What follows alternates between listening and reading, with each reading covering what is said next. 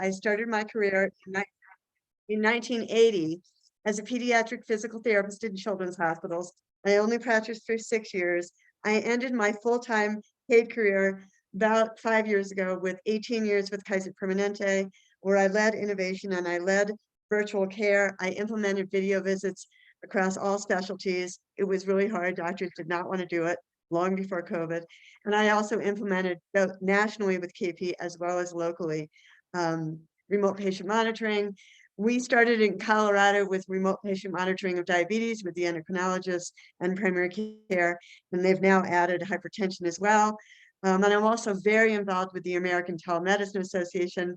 I'm going to talk to you about their definition of RPM and some of the use cases we've just developed and some of their results. I live in Colorado, and I'm really happy to be part of this group. So I'm going to hand it off to Dr. John Arts, who is the leader of this group, to talk about, introduce himself and about Weaver and healthcare at Weaver. Go, John. Yeah, so thanks, Jan. So Jan and I met just coincidentally on LinkedIn. I was in a Stanford, I'm at the very end of a Stanford corporate innovation program, which is a year long. Many people take a year and a half to do this. And essentially it's on innovation, design, human-centered design, value creation. And I met some MBA graduates that are helping facilitate this program. And I said, why don't we start a healthcare community network? There are a few other ones out there, but there was a lot of backing behind doing this from an intellectual standpoint. So about 6 to 7 months ago, started emailing people kind of that I never met before. And it sounded like a lot of people thought this was very valuable to do, to develop this and have a worldwide group of people that come together and interact and kind of share ideas regardless of what your specific area of healthcare is. So long and the short is that we have about 140, 150, depends on the day, that in the community now. I keep emailing people, and anybody that you know that's interested, that would like to be involved, please let them come link into me, and I will greet them and invite them into the community. I want to say one other thing. So we're going to develop subgroups. I'm just going to show you. So in the next couple of months, we're going to divide up this community into 8 subgroups. And the 8 subgroups are going to be telehealth, virtual care, remote patient monitoring. That'll be one group. Medical devices, another group. Cancer, immunology, and infectious diseases, another group. Public health and healthcare policy, another group. Mental and cognitive health, another group. Pharmaceuticals, genetics, and personalized medicine, another group. Preventive health, wellness, and nutrition, another group. Immersive technologies, which include virtual reality. And then the final group, big data, machine learning, predictive analytics, and artificial intelligence. Those will be the 8 subgroups. So we're moving forwards. Thanks, everybody, for coming.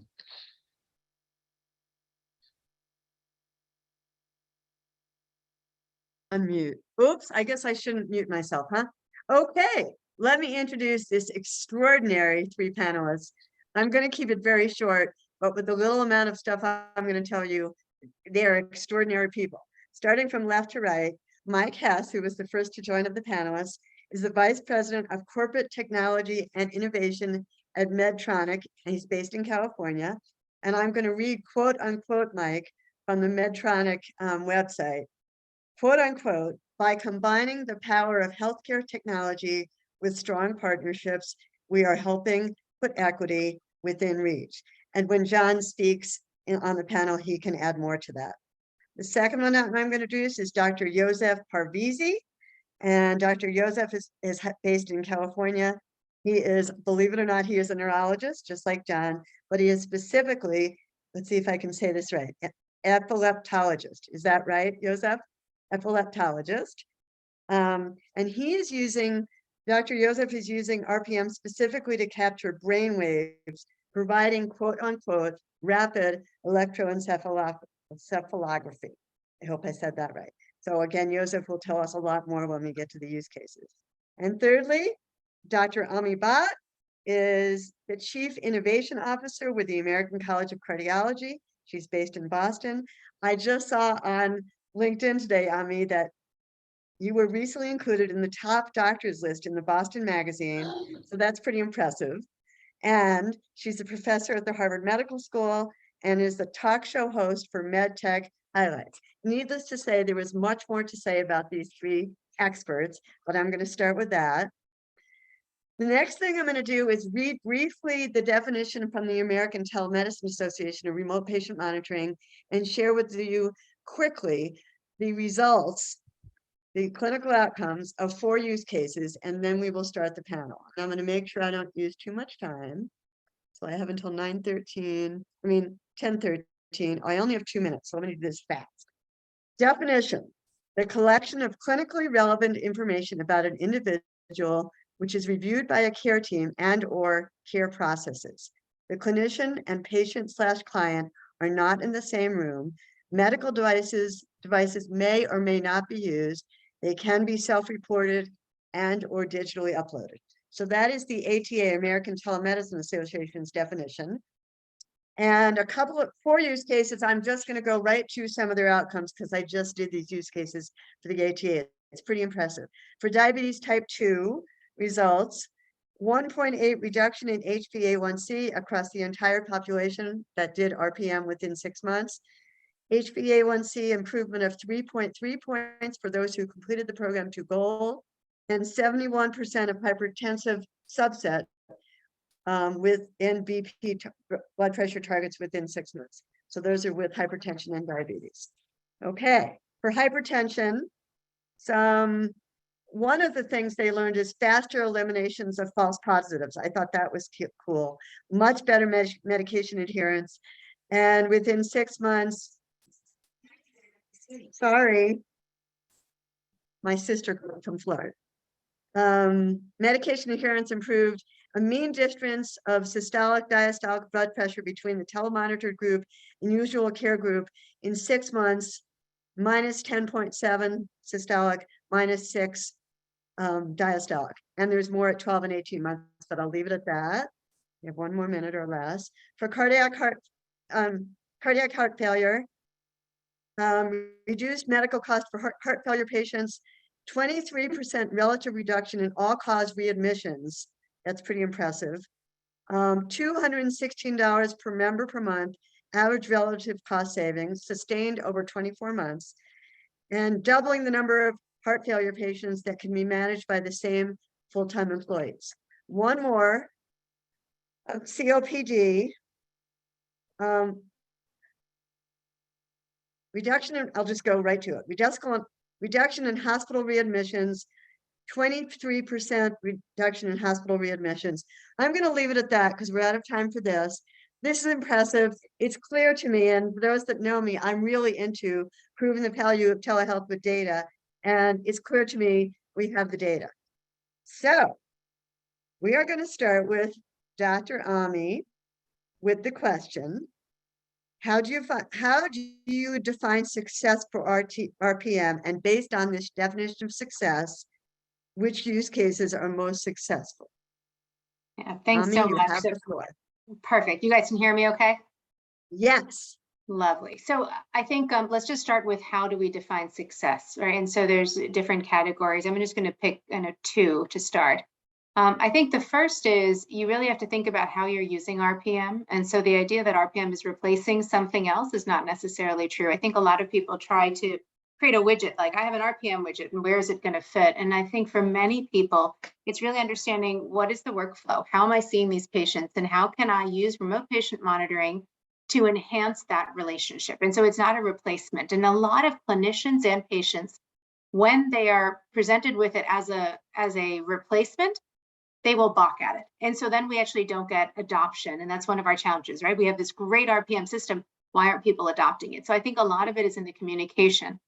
I actually really encourage people in systems to therefore lay it out. Like, no, we really want this group of people, let's say heart failure people in the clinician side, to manage this heart failure population, and only when things are relevant to come to the clinician who follows them, right?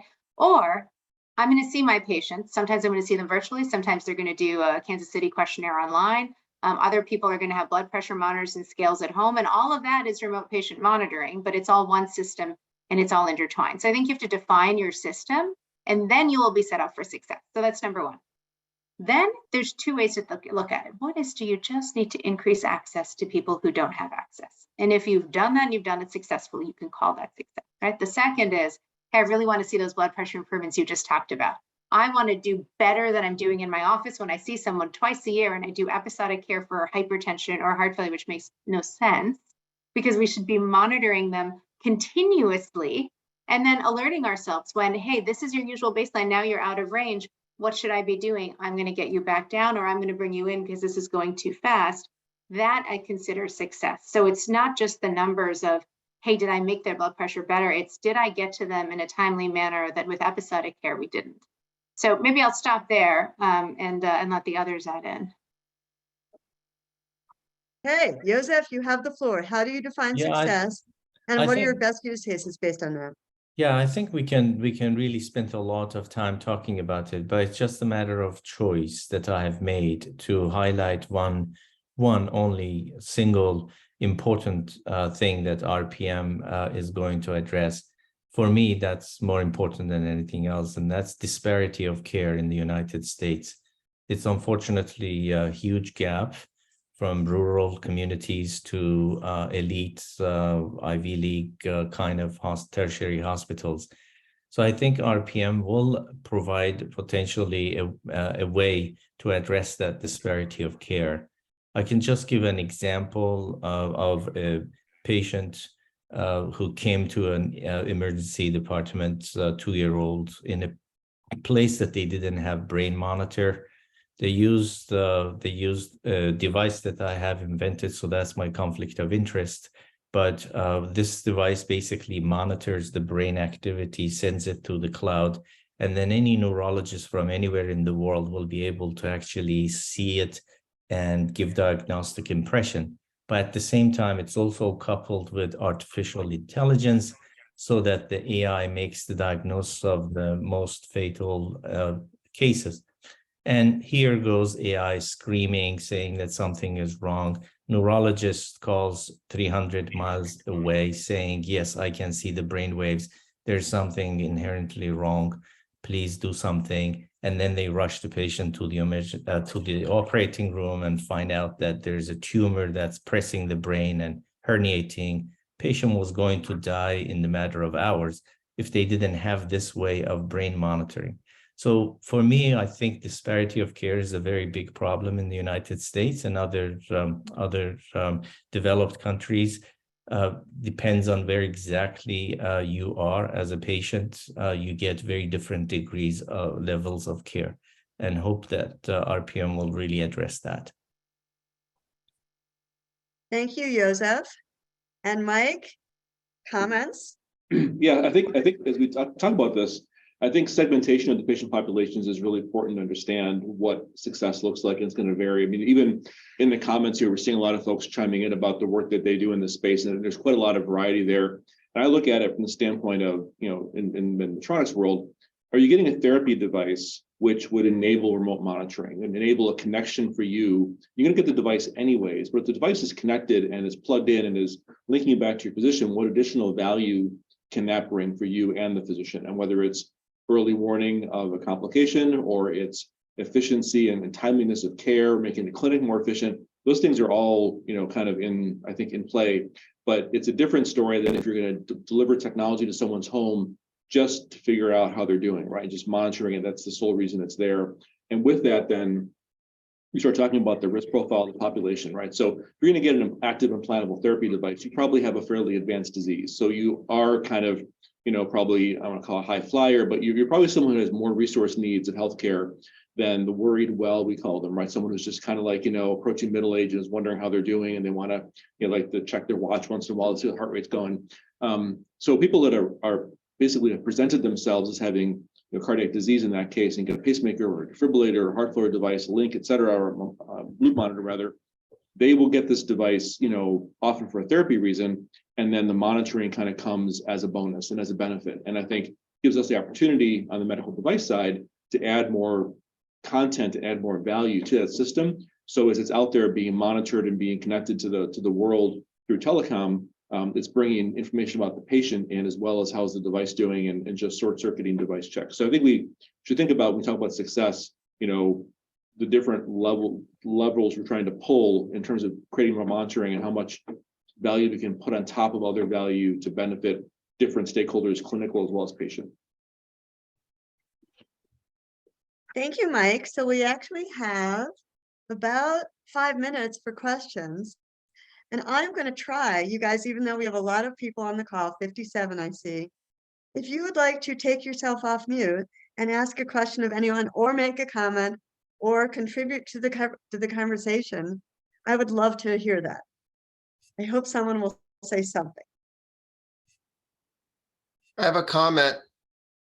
Go, John. What's Ami and everybody, the panelists, what's your feeling about cybersecurity and all this remote patient monitoring? How is that the present day state, and how do you think that is going to affect this whole industry or this area? Mike, you want to take it first from your perspective, and then I'll give mine? Sure. Yeah, I think it's a great question. I would say that it's a challenge that kind of snuck up on medtech in some respects, right? Because we're kind of like living in this little bubble where no one was really worried about us, because it seemed like it was a low profile low, and all of a sudden, especially like in the area of diabetes and pumps being out there and being more accessible, people began trying to find ways in. And I think while most of the scenarios that have been disclosed publicly are more theoretical than practical. I mean, I've seen the news articles where someone reports they reverse engineered something, and then I see the news article where someone's hypothesizing that my defibrillator could be hacked from across the food court at the mall one day. It's like, I don't think so. Your French fries are safe. You're not going to be hacked in the food court. But the perception's out there, right? So I think it's driven us to really up our game to head off even those very real possibilities. And so now it's pretty typical. You'll see end-to-end encryption, right? Basically, where what the device is producing is an encrypted file. It's being passed over a secure network to it. At the other end, there's a key exchange. So if you intercept that data and look at it, it's gibberish. It's unintelligible that way. It's not identified to a patient. So those are kind of like the basics, I think, at this point. The more kind of esoteric, kind of like what's the TV show where they hacked into the vice president's defibrillator? I forgot where they try to like go the other direction and kind of like get into the device.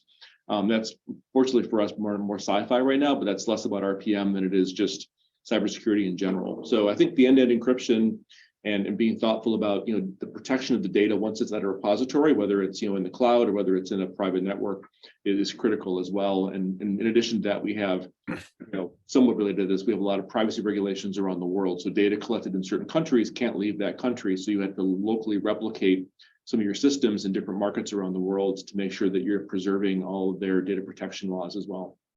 So I'll add just 3 things because I know we have some hands up. So the first is clinicians like me are like, dude, Mike, this is your problem, Medtronic. No. So the way we think about it, I think is 3. One is end-to-end encryption is essential. The second is we're going to have RPM that is closed loop, right? The future for all of us, if we do our work right with AI and with supervision, is going to be closed loop, which actually allows us to ensure that we are encrypted all the way around because we have control of the entire loop. So I really look forward to that.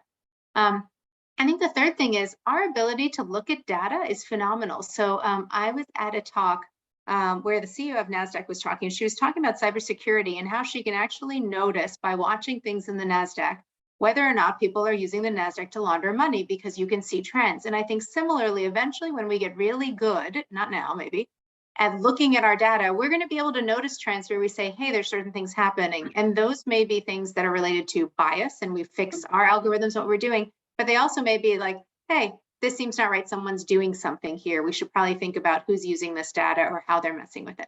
I agree. I don't think anyone's going after, the pacemaker or defibrillator across the food cart. They're more likely to go for the fries. So, Alyssa, would you like to ask your question? Sure. Hi, everyone. Elisa Sue Lynch, calling in from La Jolla in California. Recently left Google, impacted by the Google layoffs, but formerly from J&J. So question is, clearly there's a huge amount of value from remote patient monitoring data, but there are huge challenges related to data interoperability. So devices don't have a common data standard. It's very hard to get insights from all of the data that's coming off of devices, because it's streaming data, it's real-time data, it's very difficult to get the insights from that. And then also another challenge is related to managing patient consent. So I'm curious from the panelists, how are you thinking about that? Because there's been a lot of focus on data interoperability of health records, but not as much on the device data itself. So in the cardiovascular realm, for things that we prescribe for people that are medical grade devices that are monitoring, the consent process is pretty straightforward. It's baked into how we provide care and from the companies. The wearables provide a kind of different layer, which is if we're going to use wearable data, we weren't the ones who necessarily consented people, they consented to the company. And so that's an area that there's a lot of discussion still going on. So I mean, I'll take that side and let the others deal with the former part of the question. Yeah, I would just add that there are some interoperability standards like HL7, or that's probably a little bit dated now, that prescribe how some of the systems work together. But the reality is there is a lot of essentially localization that's required in a healthcare system to pull the data together, right? So when we, for example, go live in a hospital setting with some of our remote monitoring technologies for cardiac devices, there's a network, there's an interface that we created from that system into the EMR, for example, but there's work to be done in the hospital and to actually pull that in and do that. And so if they're working with 3 or 4 companies, so they need to do that multiple times to pull that stuff in to make it kind of a one record that their healthcare practitioners can use. And then you can, as you mentioned, replicate that across more and more products. So I think I like to see personally, as a consumer of healthcare, as well as from my perspective, watching the technology evolve, is I like to see the way, Apple's Health app has integrated more and more devices and making it easier to pull devices in. And at some point, we may start seeing the more advanced regulated devices in there as well. But that's, making an easy interface for clinicians or patients to kind of level different systems into one interface, I think is going to be important for the future. Yeah, in terms of Harold, the RPMs in terms of, for example, the medical devices that are enabling hub and spoke model type of care in rural areas like that ED that I was mentioning that has no neurologist, I think in terms of consent, it's the same as going to your EMR, but hub and spoke models work thoroughly in terms of licensing data, etc., like how the data is going to be accessed by doctors in a different hospital. I can assure you that at least from my standpoint, I've seen that's like the hardest step. There are so many steps that we have to take to make that happen. It usually, let's say a hospital has decided to buy something, it takes 3 to 6 months to get this approved through the IT in terms of cybersecurity and all those stuff.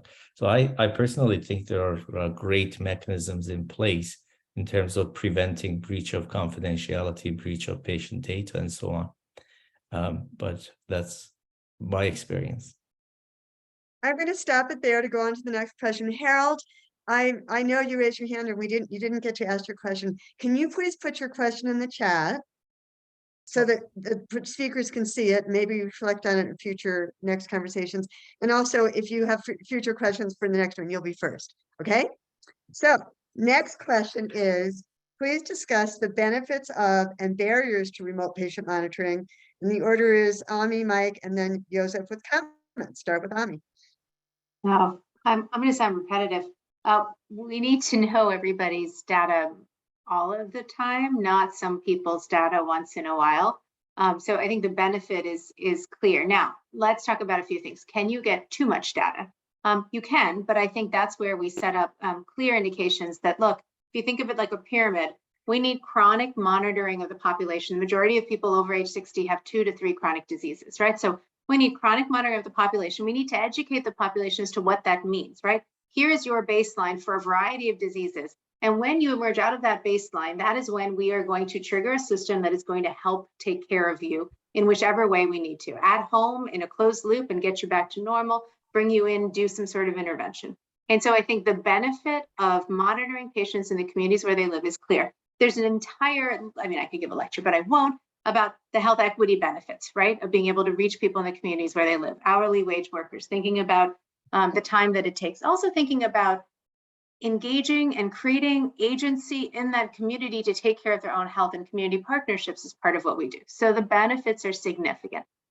I don't like the word barrier anymore because I just think that we haven't necessarily gotten to the details of each community and figured out how to best provide that care. And that's what we need to do. So we can't really take care of large swaths of populations and be like, I will do this one thing and it will make everybody better. Because we can't. So we need to walk into each community and say, what are the partnerships we can do? People ask, why is it that CVS is on the front page again today, right? So CVS, Walgreens, Best Buy, because they're all within 7 miles of every community in the United States. And so they are a potential area for on the ground, Walgreens calls themselves the Boots Alliance, care that could be in person, that could be digital, that could help that community. It's the reason barbershops and other things work. So I don't think we have barriers in that sense. I just think we have to figure it out. If you say connectivity, I will say to you, yes, for education, for healthcare, for other things, but I will also tell you that there are companies like Blues.io out there that say, hey, we have a deal with the carriers, and you take our chip when you build your pacemaker Medtronic, and no matter where that person goes, they will always have connectivity. So we have the solutions, we just have to get these solutions together as a system to each place, and that takes a lot of work. Thank you, Ami. And let's see, Mike. Yeah, I'm going to go down a complementary path that I think is around the technology itself. So when Medtronic started doing remote monitoring of pacemakers, which was a long time ago, and I see Michael Hill's on this call, and he was around at the same time here, and I was, we basically had to build special little boxes that looked like unattractive clock radios with special, transmitters that attached to a patient's phone line, because that was all we had basically, pops right up the analog phone lines in the United States way back then, which pre-assumed that the phone line was close to the patient's bed and presumed that they had access to it, that they could push the buttons and read the lights and hold the transmitters for the right duration. And there was a lot of burden on the patient to make this work. And so the segments of patients who could do it really well versus some that really struggled with their caregivers, and it limited kind of the adoption because of the usability and the burden on them from a clinician standpoint or from a patient standpoint. And then the technology starts moving, right? So all of a sudden, everyone starts abandoning landlines to go for cellular. And so all of a sudden they're like, I haven't had a phone line in my house in 5 years. And so there's a cellular connection. So we start making these kind of awkward looking cellular boosters that attach to these things to give them connectivity as a what would you call it? Kind of like a kludge, until we make a cellular based monitor. And then, the counterpoint to what Ami said is that, we build these monitors with the latest kind of cell phone technology, but the telecom companies are not used to cell phones lasting for 10 years. Pacemakers last for 10 years. And so 3, 4, 5 years, they tell us, oh, by the way, that protocol you guys are using for your monitors is going away in 6 months. And if you can't change the firmware in your device and push a software update, you have to replace all those boxes. And you can have hundreds of thousands of patients with this old technology. So we call those doorstops, because at that point they stop connecting and they're no longer valuable. So you end up with this installed base, and keeping them connected and keeping them plugged in, navigating the telecom world, changing standards and protocols is really burdensome. About 5 years ago, we started the migration over to using Bluetooth and using patient cell phones, and basically getting rid of that custom hardware in the home and basically putting an app on their phone, which is its whole other kind of management protocols and sort of staying addressed to whitelisting phones and having Android and iOS visibility when things were changing and compatibility testing. But at least we're riding the technology that everyone else is using. And as they get new phones every few years, we move along with them. We don't have these kind of like bricks back in their home. So there is a lot to be considered there as far as what technology path you choose when you start out, whether you can really sustain it and commit, because patients require a commitment on both sides, clinician as well as technology company, for many years if they're going to rely on this for their care. Yeah, I like to add very briefly. I think one important barrier would, at least the way that we see it, has to be with payment system and payers covering the services that go under RPM. That's a big issue, especially if we are going to, for example, extend services into, let's say, rural fields or ambulances outside the hospital. There aren't really reimbursement codes as widely as we have them for the inpatient case. And lastly, very briefly, I think the psychological inertia both from patient side and the doctor side. I think medical field is known to be extremely conservative and very traditional. So really changing the minds and changing their habits. This is what I've done. I'm in a rural area. When I have a question, I just put the patient in ambulance and transfer. Now you're giving me this hub and spoke model. I don't know what to do with it. It's disruptive. No thanks. Thank you all. So actually, I'm going to make a comment and then I'll open up to questions from others. When we've implemented remote patient monitoring for diabetes at Kaiser Permanente, Colorado, the greatest benefit, and this, I don't have data for this, but we saw it over and over and over, was that patients were able to see the graphs of what the HbA1c did in response to what medications they took or when they exercised or what they ate or what they drank. They could actually see the data relative to the timing of all that stuff for the first time in their lives. And it really motivated, or they really understood why what they did affected those numbers, and it was huge. So, Harold, do you want to ask a question? I don't Holy see this. mackerel, you wait long enough and magic happens. All right. There you go. Yeah, the question was about the user experience on any of these remote monitor devices, primarily for the aged, which is where I've seen these things kind of blow sideways, but also, situations of remote with connectivity issues. And I'm asking because I don't know, I'm not really in this domain. I just touch it when we have an innovation that is remote. Is there a platform? Is there a service provider? Is there any way to conquer those user experience issues for people who aren't technology capable, or satellite links and so forth, where that's already set up and the vendor knows how to deploy? Do these exist in this space, or is it pretty much roll your own? Okay, that's what I thought. Well, no, I would say it feels like most of the companies are relying on, either a Wi-Fi network in the home or a Bluetooth connection to a patient's device. I think it's becoming kind of the standard. I think, we have, to the earlier comment, we've had examples where like connectivity wasn't good enough. And I think rural patients are often some of the most challenging because they may not have landlines because of the distances. They may have poor cell phone coverage. We've had patients who have to leave their home and drive, quote unquote, into town to connect, right? Which is not ideal. But if they've even got cell phone in their home, and then maybe they've got a Wi-Fi connection, then we can connect to that. So I think if you have Wi-Fi and Bluetooth connectivity, you probably are, for the vast majority of the world, you probably have a plug, you probably grab on. And most of the systems in patients' homes, monitoring wise, from a data standpoint, aren't pushing much data. Fortunately, we're not pushing, MRIs, for example, patients' homes, right? These are relatively small data packets from different devices, and so there's not a huge bandwidth requirement in terms of which is a benefit, I think, for some of these systems. You say that mostly patients go home with a newly connected device to their existing iOS or Android phone, and there's no user expectation going forward for operating, or minimum. You would like to make it as easy as possible for them to connect, but in terms of, again, some of these devices are going to go home and be connected to a wireless network in the home. Some are going to be connected to the patient's device itself. Those two mechanisms probably are the vast majority. There's not much that's kind of creating its own private connection through its own, cell phone network anymore, for example. That's becoming largely, I think, unnecessary. So maybe can I add two things about user experience there? So one is, we just had this conversation yesterday. I gave grand rounds at Rush, and then I had a meeting with Apple, and the timing couldn't have been better.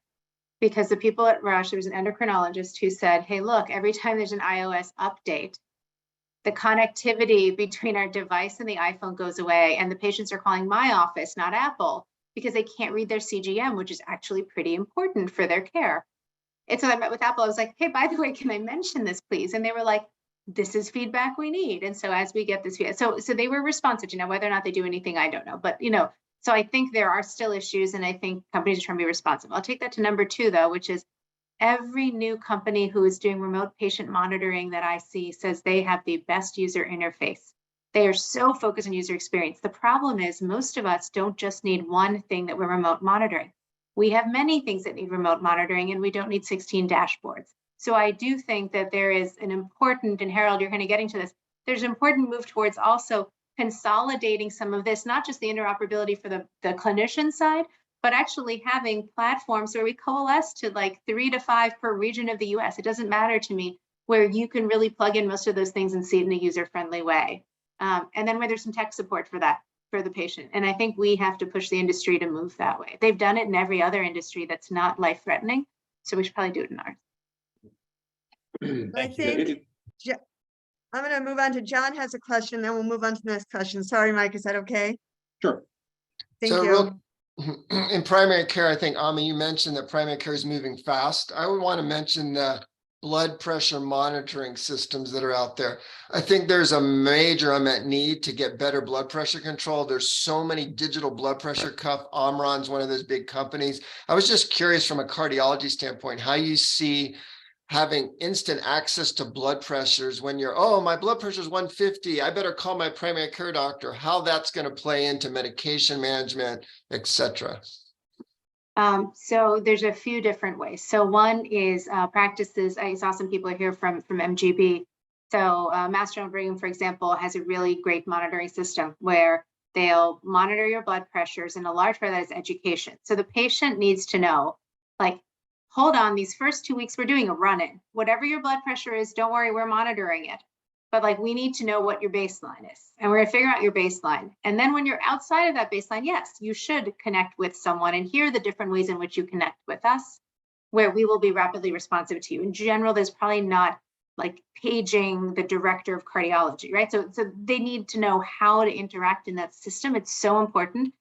For, I see a good number of mental health people. The cardiovascular and mental health overlap is significant, and we don't make it better if we don't explain how we're working together. So that's one mechanism, which is hospital systems are kind of doing it on their own, and they're doing it well.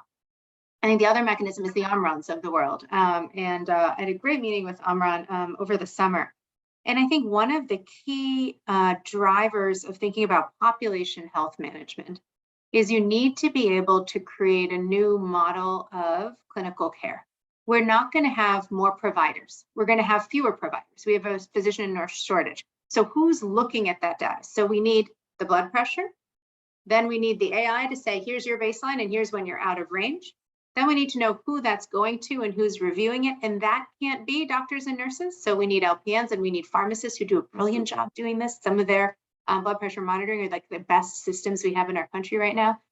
And at some point, we need a new type of physician. We need a physician manager who doesn't take care of 3,000 patients. They take care of 12,000 patients. And they're taught a whole different way of practicing, which is there is a population I'm taking care of, and I'm going to learn how to respond to alerts and different things, right? That's a different job than if you want to sit and talk to your patients one at a time for 45 minutes. God, if anybody's still doing that, let me know. I get in trouble for doing it. But I think that's my big response, which is systems are doing it. We should do it bigger, but we're going to need a new model for like what that looks like. And we're going to need the AI for all the AI people who are here to get it right in that in-between layer, because it cannot go from I'm monitoring my blood pressure every day and there's a single clinician responsible for that. That's not going to work. I hope that answers your question. Yeah. Let's move on to our next one. That was great. And I think the last question is the hardest, in my humble opinion. How do you think payment should work? Provider payment, patient cost share / copay. We'll go Mike, Ami, Joseph.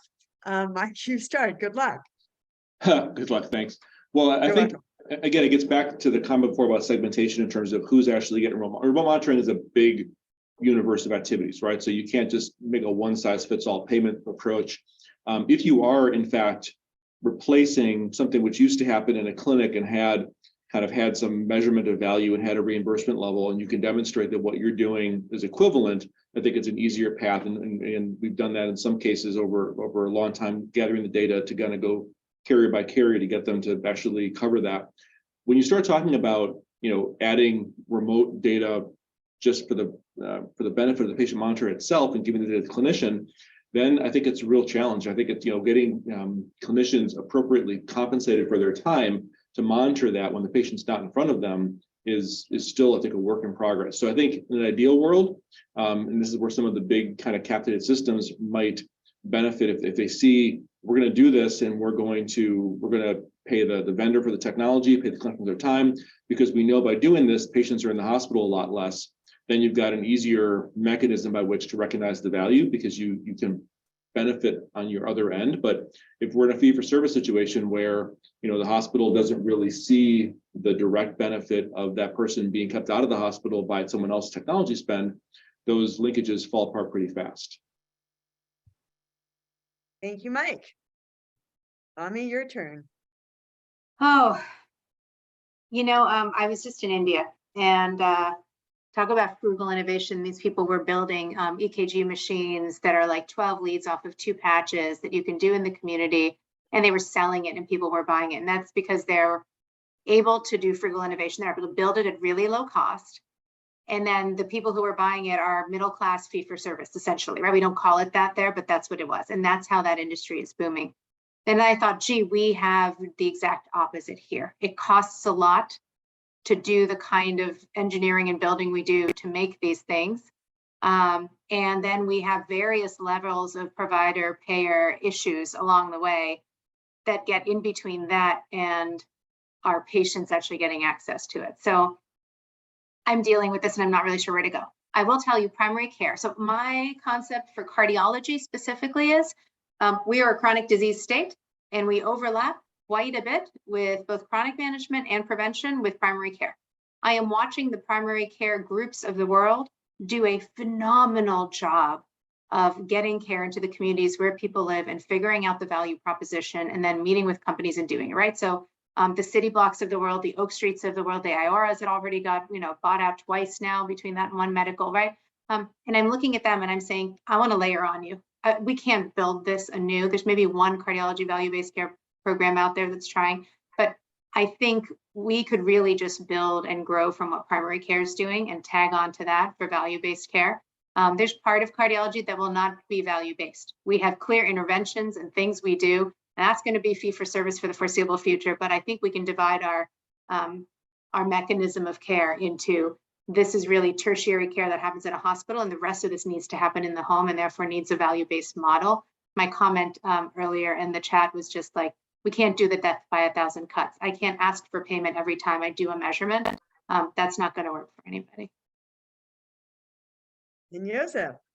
Well, I don't have much comments about this, but I think it's a very important issue.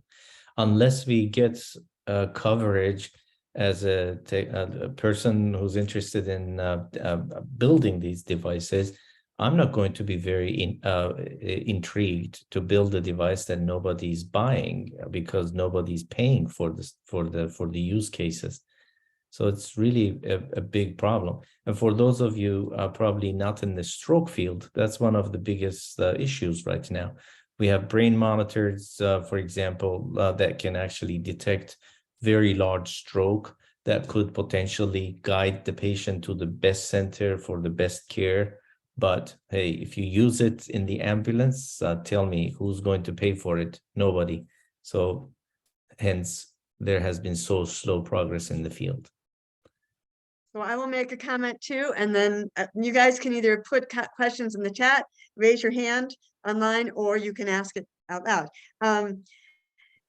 My humble opinion, and I worked for the Colorado Permanente Medical Group for 16 years, so with doctors every day, all day, is that doctors and all clinicians should be paid based on how much time they're spending, regardless of what they're doing.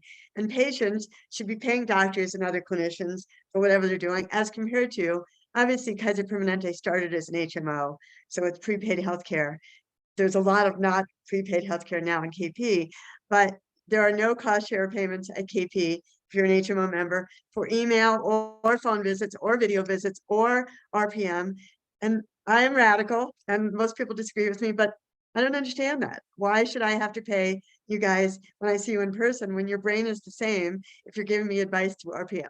That is my opinion, and most people disagree with me. Who has questions or comments? You can speak, you can put it in chat, or you can raise your hand. I have a John. question. Yeah. A question about DRGs in this whole area. So is there any at the at the government level in DC, is there anything going on in terms of lobbying this whole RPM movement that's going on? And what is it? Well, I can start with, The ATA, the American Telemedicine Association, big time, is going for continued reimbursement of RPM. I don't know the details, but if you want to look into it, or I can for you, the ATA is all over it. Others?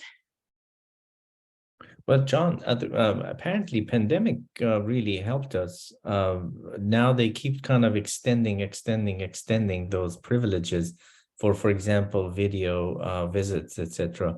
Mhm. So some of this needs to come from top down, right? Yeah, I just wanted people's a view about, I was at Kaiser before I came to Renown. So I did telestroke for the region, and we're doing video visits as we kind of like all the systems evolved into having to do that. Some because patients weren't coming in, they didn't want to be infected. And so this whole issue of, Kaiser's an internal community where it's a different payment model than a private, like I'm in a more of a traditional model now.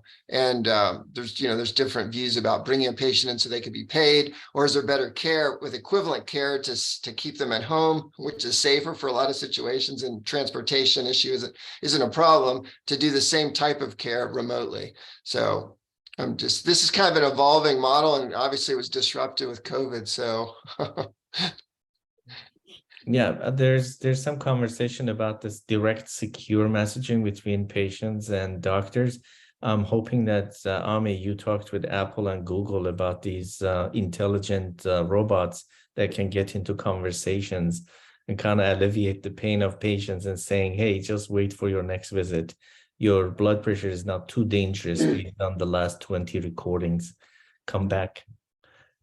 Yeah, I think it highlights that reimbursement point that, if I just go in my chart and I send my doctor a bunch of emails about my blood pressure, and he responds to them, that's on him. It's very charitable. Correct. If I schedule a remote, and I know that I will have a copay and he will get paid for a video visit as a follow-up instead, which is actually an event which they got to track, right? So that's one of the mechanisms. And I think beyond things like that, there is the technology itself, right? So Medtronic actually sent blood pressure cuffs to all the employees who wanted one to kind of keep track of stuff, just because a general kind of like health and wellness kind of program. I'm like, oh, sure, there's blood pressure cuff. But if you don't have someone doing that, can you go to the grocery store and can you afford to buy it at the drugstore? Can you buy a nice one? Will the healthcare provider give it to you? Those kind of things can become barriers to the earlier discussion about kind of inequities if people don't have kind of disposable income to buy the technology in their home to connect them to get the data, which is useful for the clinician. Mike, having an RPM that is really making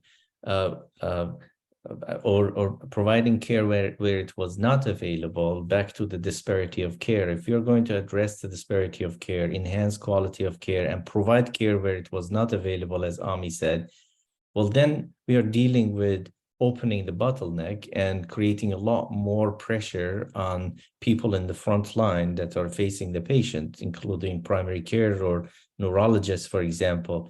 If a brain monitor was not available in my hospital, I was sleeping fine unless there was a stroke. Now you brought the brain monitor and now it is detecting seizures. I have to wake up for seizures, which I didn't used to. And then their habit goes, okay, no, I don't want your device because it's going to open the floodgate. We noticed at Cerebell that I think the solution was AI in terms of, for example, providing a better negative predictive value. We can say to neurologists, you know what, if AI is not detecting major problems, you can sleep till tomorrow and you can read the output of the brain monitor and verify it tomorrow and write a bill, get the DRG, etc., and so on. Without AI, without really getting these robots in, I think RPM is not going to really be very successful. It's just going to create all sorts of increased number of communications between the providers and people who are practicing it. And it's just going to be mess. And I don't know how that will go, at least when it comes to brain monitoring. I want to throw 3 ideas together from what I've just heard. So I think the first is when you look at how we approach our patients, we're still doing it with a paternalistic, maternalistic approach, right? And that's because that's what we were taught, that's what we taught them, and that's what patients have learned from us.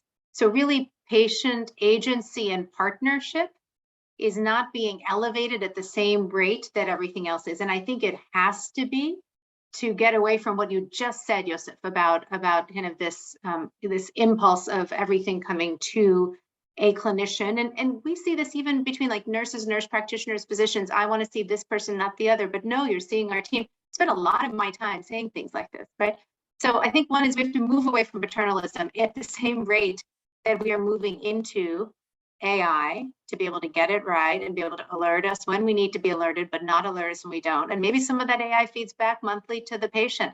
You were great this month. If you know you're going to get a bi-weekly report, or you set it because you know how nervous you are, saying you're in this green range. I saw a little red here, but it came back down. If I saw 3 reds, you should call your red, whatever it might be. I think we need to include the patient in that. And then Michael commented to me on the side how hard this is, because we are so far away from something that we can all see because of the regulation, because of our lack of advocacy.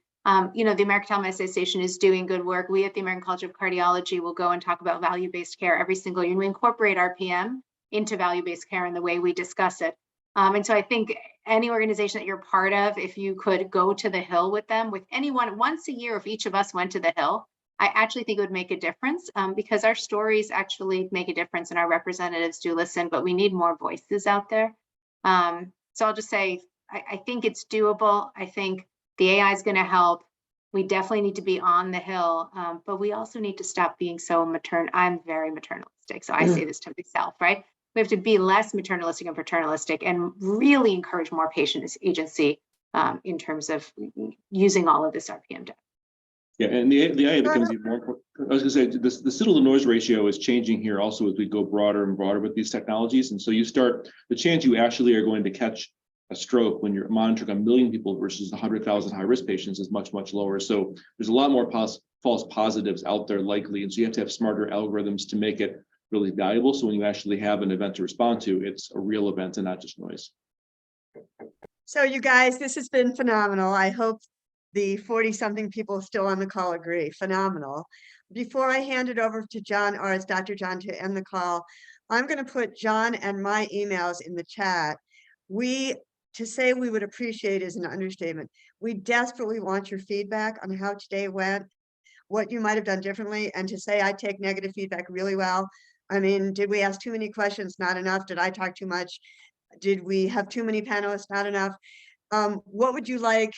What would you like the next topic to be do? We do in a couple months. I would even suggest maybe we do more RPM, and I could see among the 50 people that joined, maybe other panelists, maybe we ask different questions, or maybe we're on to something else. I'm going to put the email in the chat. Please give us feedback on how this went. What would you do differently, and what topics you'd like to see in the future? And John, it's all yours to wrap it up. Yeah, so I just sent an email to everybody that we are going to try to develop sub-communities, and those are the main, it can be changed, but those are the 8 or 9 kind of themes. And so I was wondering if anybody wanted to in the future, obviously looking for interesting themes, important themes that are kind of crossing across healthcare, and this is definitely one of them. If you're interested in being a panelist within our community, please email me or Jan, or you can go into LinkedIn and just connect with me on my LinkedIn address there, what your topic could be. And maybe if you could find somebody, I could help you find. We would like to have 3 people. I already have thoughts about doing one on burnout. Kelsey, I think, is on here. She's at USC. I think she did her solid graduate work at Stanford about, that's a very big area, clinical burnout. There's a lot of issues about how to implement those to make things better. And then the other topic is, if you know of obviously anybody, we're trying to grow the community, make it larger, make it better, more interactive with people from different, areas in healthcare. Spread the word, please. That's what I'm asking. This community has only been around maybe 6 to 8 months now. And so there's a lot of room to make this move. And then we could potentially work with lobbyists in DC. That's why I brought up that issue. I don't know who they are, but we have ways, we have connections to get there. So thank you for coming.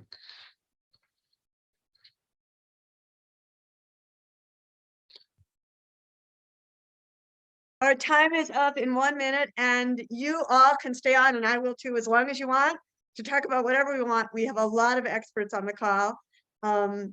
Whatever you want to talk about. I'm not in charge anymore.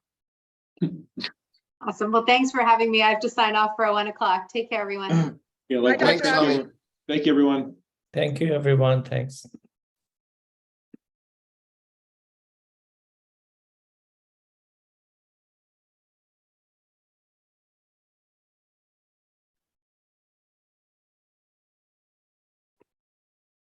Ten people left, 8. Anybody who wants to talk, you can talk. Tom, I still you see you still on, but we can't hear you. You're on mute. There we go. Thank you very much for putting it on. Truly appreciate it. There's a lot Anything you of, want to comment on? a lot of Anything? very, so I work as partner for North America for a digital innovation firm of 1,000 people based primarily in Hyderabad. And we've done about 50 healthcare solutions, UC Davis, Merck. I mean, it goes across the board. Had an opportunity to meet with Jeff Martha, Mike's boss's boss, Medtronic CEO as well. And it's very interesting what's going on. And I think that the progress of allowing technology, obviously monitoring, and the next stage, if we've done a lot of gamification of user interfaces to allow patients to take information and data and then adjust how they take care of themselves and what their actions are on a daily basis, which is significant. I want to So- say, Tom, so I've been in neurology for 24 years, and not that it matters if I do neurology, but as a provider of care, I really noticed I like to say this, I was in the Marin County area for 20 years, which I call the worried well mega center of the world. Yeah. Which essentially what I'm saying is when you get all this RPM stuff going and people are like, oh, and that's why I asked Ami that question. If your blood pressure is a little high, they're automatically in the mind going, I'm going to have a stroke. I'm going to have a heart attack. I need to react. I need a human being on the line. I need to talk to them. I think that's a big mental barrier to like evolve this over the next 5 to 10 years. So you don't get overburdened with, that issue, like taking technology away, or actually, moving the patient to feel more comfortable with that, making a decision for them rather than a human being that has a voice, a real voice, not a deep voice, but a real voice making that decision. I think that's very complicated right now. And as was mentioned earlier, an application of AI in a very empathetic way can potentially help ease the mind of those that are concerned. And at the same time, when those risks do exist, we've even done mental health care apps where they track their mood through the day. And at a certain point, if they are in danger, that's when the interaction takes place, not when things are kind of starting to escalate and things are bouncing around. So you don't want to overburden the system with too much information, causing too many false alarms and alerts. And quite frankly, if the system can also teach the people how to take better care, that the increased efficacy of the doctor's orders as well as their overall care can go up. And I obviously have all sorts of visions. We're a tier 1 at United Health Group. So there's very interesting things that I would like to do to help change the overall system using greed to make money as part of it, but hopefully accelerating the technology adoption of certain types of care practices that now exist. Unfortunately, I lost both my parents within about the last 2.5 years. But if my mom had on her wrist technology that was available at the time, she'd still be alive. So I'm very driven to try to figure out how to accelerate this. And it is a risk-averse industry. There's no doubt about that, right? And hospitals are in a different situation. There's all sorts of challenges to it. But hopefully these types of conversations and others, especially with how far spanning it is, right? Way back in last century, I was on a task force for healthcare data security. So with HIPAA coming around the corner, how are we going to actually physically protect this? What type of methodologies are we going to use and things like that? And, it's quite interesting. The problem with No, all this I'm sorry. digital technology, we can't really, like you said, we're risk averse, conservative, and can we accept a 1% failure rate? Because in reality, statistics don't give you a 1% failure rate. So if you, kill 20 people, or it's like a car, right? Tesla, 3 people die, their stock goes skyrocketing down because, what's going to happen? So if 4 or 5 people out of, a 0.01% of patients have like an oxygen meter that gets screwed up on their Apple Watch, what happens with that? Or is the society willing to accept 1% or less, adverse outcomes when it's really, statistically, that's very good data, but it's not good enough. And the system's not set up to absorb that risk right now. In the past, I've presented technology where we have not at XQ, but another place, with regards to very interesting ways to reach extremely remote patients with very rare diseases, essentially connecting anybody in the world to the top 5 world leaders in a certain type of tumor, right? So somebody in the middle of China, if we have the proper technology to them, and there's all sorts of advancements in that as well, but we could potentially have their case reviewed by one of the 3 experts in a very rare disease and have their outcome potentially be much more positive than it would have been. And obviously decreasing cost of healthcare, right? If we look at it from that side of it, 20% almost of our GDP is healthcare, and use this as all those people that, oh, I don't really believe in this, but we can reduce taxes by 10% of our GDP, or try to. That maybe So is I also would add a couple of things actually from my many years with KP. One is anything we can do, and John, you can nod your head, of course, anything we can do to reduce interruptions in a doctor's day. Yes. So that equates to, how do we figure out how much data the doctor needs to see versus a nurse versus nobody? And very early on, this is probably 10 years ago, we implemented this. I worked with our lawyers, national lawyers, and they made us read and have the patient sign consent, understanding that this is only outpatient. Let me point that out, only outpatient. That nobody's going to be looking at their data 24/7, nobody. So they needed to understand that. And then, so that was really hard, and the patient needed to understand that. And then we started nationally with doctors from all the regions, John, and we couldn't do it, which I'm not surprised at, we couldn't even do it locally. How do you get doctors, let's say cardiologists, agree to, if the hypertension number goes this high, it just goes to a red flag to a nurse. If it's below that, no red flag. If it goes this high, it goes to the doctor, or the nurse shares it with the doctor. If it goes this high, someone sends them to ED. And when I say you don't get the doctors to agree, I'm not critical. I mean, you all have different experiences, and it's really hard. And there's a potential with segmentation to be able to segment the HPC, the healthcare providers and the doctors as well. Part of obviously the great stress that's on the resources in the industry is evident in the press and the actions of a lot of people leaving the industry. So the overall user experience or UI, but the whole customer experience associated with using technology is also a point of focus to make sure that this technology, the doctors are not burdened by more and more technology. It happened in agriculture, and we actually implemented a user interface for farmers that don't use email, that don't like technology, that they don't even have to read a word on. They can just look at the motion and the pictures of what's there to have them comfortably receive information that technology is telling them and not create that friction. We don't want to create extra stress. And doctors are very, very, in my opinion, very stubborn at times, and under a lot of, I've got a friend that's one that he's just as under a they lot of should stress. be. That's my opinion. Just, but he's to the point where he won't read drug warnings anymore. He's just overwhelmed, right? It's too much coming. Yeah, and if we can calm that down, so we could potentially even segment by the doctor to say the doctor decides what numbers get alerted. So it's all up to the doctor, but we use AI to assist the doctor in making, or how allowing her or his decision structure to be applied and communicated, so they don't have to do it, especially as we grow to 10,000 patients per doctor doing remote monitoring, what have you. They don't have to do it over and over again. The system can hopefully do that. And hopefully the error rate goes down too, simply from transpositional data entry errors that humans make, if we can have the systems. But we need the algorithms. Mike was talking about that, Mike S.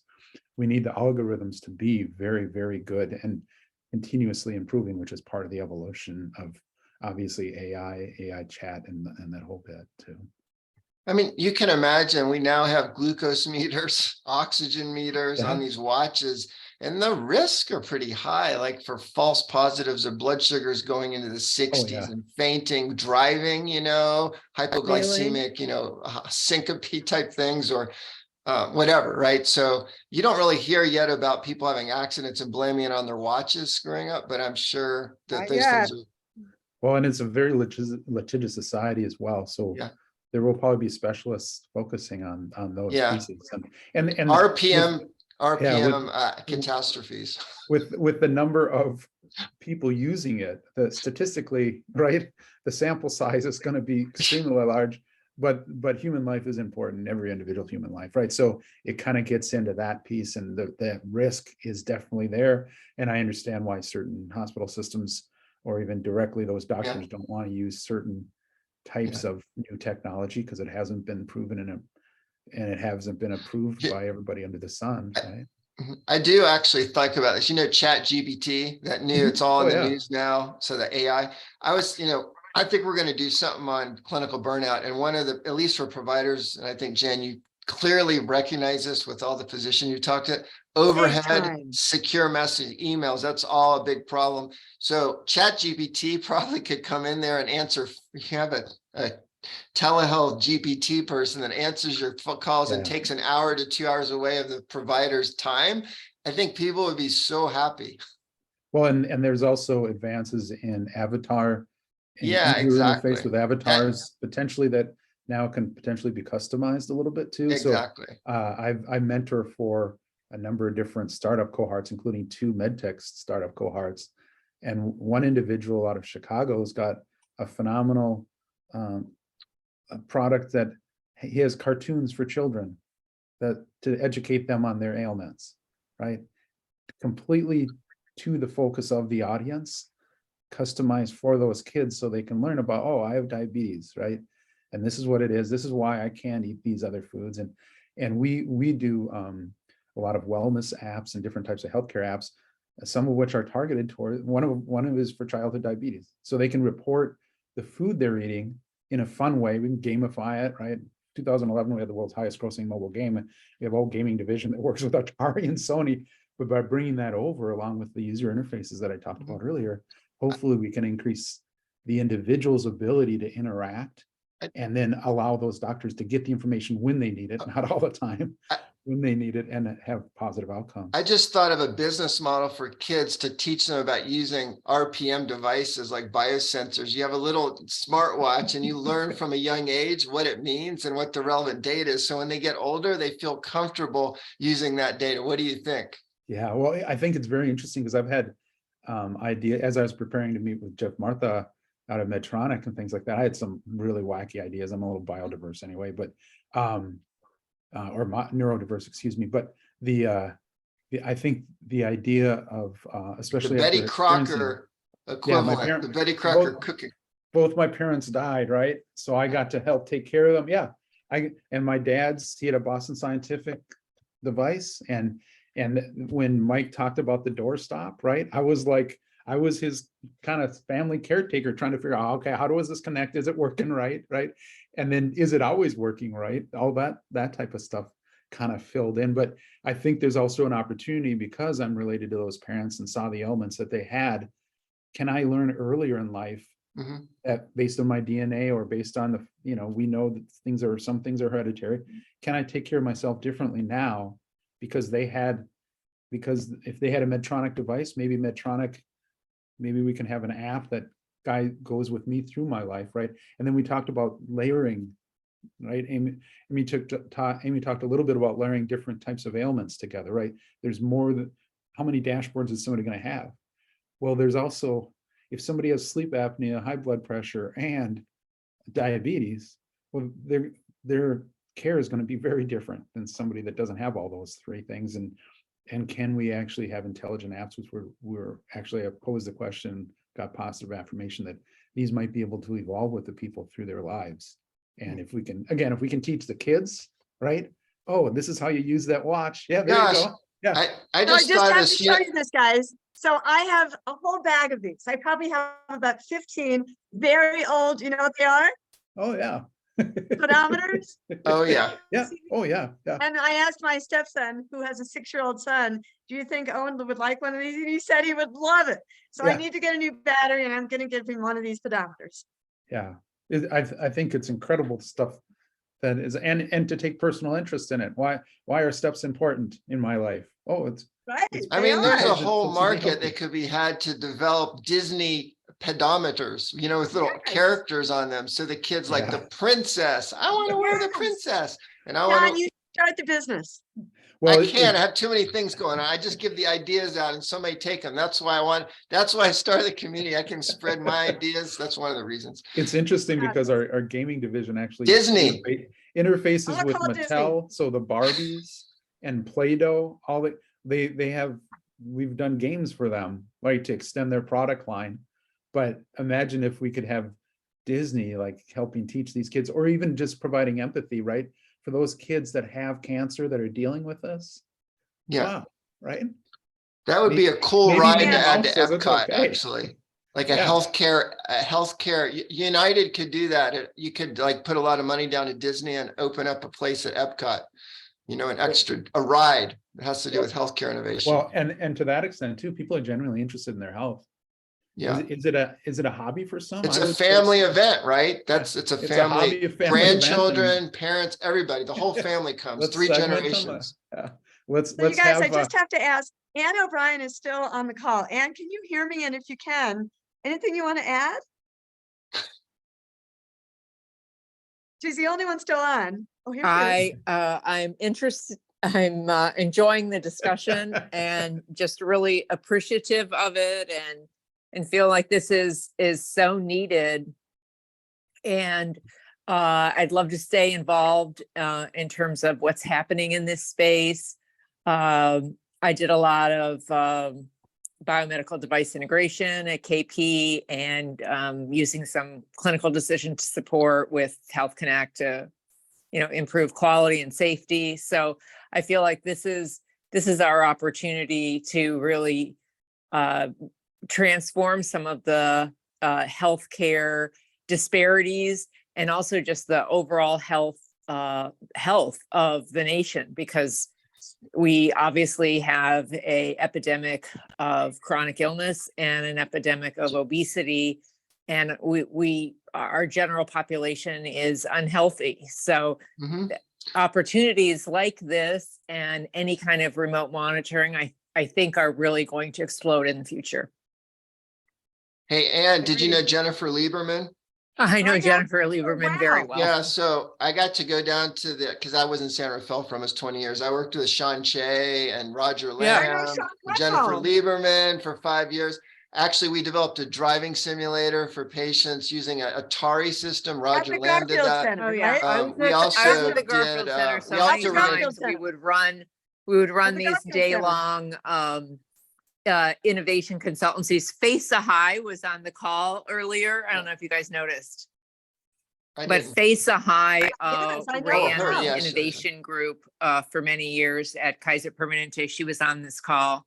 Mhm. So yeah, lots of opportunities, but I'd love to stay engaged, and if there's startups or if there's opportunities for input, Yeah. please let me know. Yeah, thank you. So you guys, I have got And you said let you you were know. in San Rafael. I was in San the Rafael East for Bay almost 20 years. I was in the East Bay for many years, worked at the national offices of Kaiser in Oakland. But now I'm in Nevada. So I took your place. I Oh, just have really? to tell you So you guys, know, I just so moved you to know Nevada. David Conant. I don't know him. He's the chief of medicine in Nevada. He's been there forever, ever. You guys, I have got to tell you, I live in Colorado. On February 26th, I will be at Face High's house in California because mostly former, but some current Kaiser Permanente innovation leaders are getting together at her house just for fun, like Face High, like of course Laura Kusumoto, Marilyn Chow is invited, Sean Shai is invited, Chris McCarthy is invited, Christy Zuber. Yes, Christy Zuber lives in Colorado. Christy You guys, Zuber. I know all You the should same add me to people the you guys list. I do. reported to Marilyn Chow for 7 years. Sorry, Tom. Sorry. no, this is great. I love. This Yeah, is no, wild. I would love that. Just tell Faye that I was on the call. I'd love to be included. And yeah, those are my people. Do you wanna Worked come very to her house, closely Lori? with wanna come to Christy her house, Zuber. Do you want to come to her house in California at the end of the month? I live in California. Oh, I'll tell her to invite you. Yeah, I'm in the San Francisco Bay Area. And she lives on, I think, San Carlos. I'll tell her to invite you. Oh yeah. So, Ann, did you know Lizzie Struth? I know Lizzie Struth. In Okay. fact, I've been in contact with her Okay, this so- week So because some of the Melissa, things she's doing I was the are clinical, really of interest to me in terms of her, how she's managing her population and care and quality, using remote data, basically. Yeah, so Melissa Mahan was on earlier, and so Melissa and I actually was the clinical guidelines lead for the stroke guidelines for Northern California for 2 iterations. And the reason I say that, because I had to deal with all the regional people to get the guidelines through. And we developed a virtual reality team at Kaiser. I don't know if you knew this. So Melissa, myself, and there were some people at Oakland, and we were trying to figure out if VR could be used to educate patients. Well, it could be, it can be. Nurses and physicians in all the EDs to teach them the stroke guidelines. So we actually worked with we had got a quality grant from Region, and we worked with a software company in England, and we developed a stroke man. I don't think it was actually ever, this was 4 years ago. So I think I would say, all I could say is Kaiser can do things like this. It does take the push.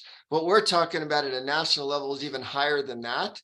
But I think this stuff isn't going away. So all the RPM is never going away from now, ever. This is the future. We're all going to be hooked up to each other. When we're in a rest home, we'll all be like every sensor device. We'll have our urination flow, our oxygen meter, our respiratory rate. We may even not see anybody. We may, we'll never see a doctor. We're just going to be like up to a computer. Or That's it'll be what's integrated happening in into 20 years. integrated into our clothing. Yeah, nanotechnology for temperature regulation. or Absolutely. Under our skin. The reason I say under our skin is because as long as it's not under our skin, we being patients can cheat. We cannot include all the data. We can have someone else wear the device. I think in my lifetime, in the next 30 years, it's going to be subdermal, and everybody will have it. And the only time we'll have to go see a doctor is if what they tell us to do, either through AI or email, doesn't work. Then we'll have to go see them. And it's like a depot. They're going to put a depot thing underneath, right? And it's going to have all the circuits. Yeah, I think so. Yeah. But you're talking about the walking well and the people who are out there and thriving and exercising every day, but there's still, people that text while they drive, and we have massive car accidents, and, we're the sickest nation in the world, and people have the highest degree of diabetes, cancer, and Alzheimer's. So let's go back to what is the state of the overarching health in the United States, which is actually the worst. Yeah. We have the most devices and the worst health. I gotta go. Anyway. All right. Nice wonderful meeting all of seeing you. you guys. Thank you so You guys don't have much. to get off. This was Oh, I'm not great. getting Please off keep yet. my name, and let Faye know. I'd love to go. I Hey, already Jan, told her, let's Ann. do it. All right, Let's do it. thanks. Bye. Thank you, Ann. Well, let's do Bye. an innovation marathon, like a telethon. We could just stay Yeah. on like for 24 hours, and whoever wants to come in and talk, we'll just do That's that. right. It's never Yeah, been done we'll before. We'll just Great idea. chat. John, What? you'll be in charge. 24-hour innovation telethon. Around the world. Bye. Yeah. Yes. Are we leaving now? I guess we are. I think so. All right. Take care. Thanks Thank for you coming, everybody. Thank you so much. Yeah. All right. Love Thanks. to chat some more sometime, John, as All well. right, Tom. Thanks. Take care. All right. Bye.